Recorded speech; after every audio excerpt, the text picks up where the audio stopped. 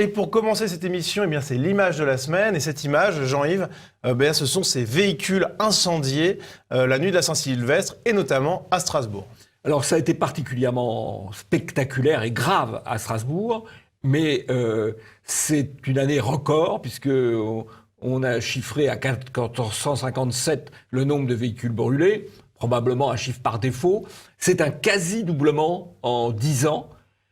Par contre, s'il y a un doublement des véhicules qui brûlent, il y a une diminution considérable du temps médiatique qui est consacré à ce qui est maintenant présenté comme une tradition de la Saint-Sylvestre. Il faut bien dire que c'est une tradition de la Saint-Sylvestre, pas partout, c'est dans les quartiers de l'immigration que le problème se pose. Et quand ils sortent de leur quartier, eh bien, c'est l'ensemble de la population qui se trouve un peu concernée. Alors justement, il y a un journaliste polonais qui était sur le plateau de LCI, interrogé par David Pujadas, et qui, lui, ne comprenait pas vraiment qu'en France, il y ait un silence médiatique sur ces feux de voiture. Probablement demain ou après-demain, on va voir, comme d'habitude, le ministre de l'Intérieur qui va dire la nuit de Saint-Sylvestre était calme, il y a juste 1000 voitures de brûlées.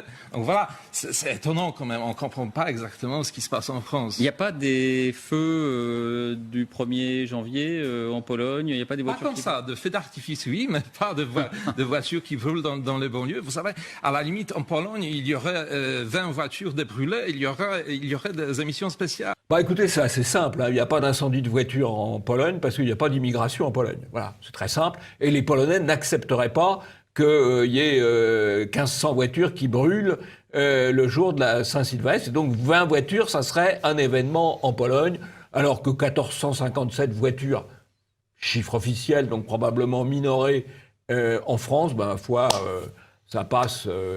Ça passe comme une habitude, quoi, voilà. En tout cas, ça a étonné David Pujadas, mais effectivement, il y a encore des pays où les voitures ne brûlent pas. Oui, c'est assez amusant pour Pujadas, c'est normal que les voitures brûlent, oui, tout à fait.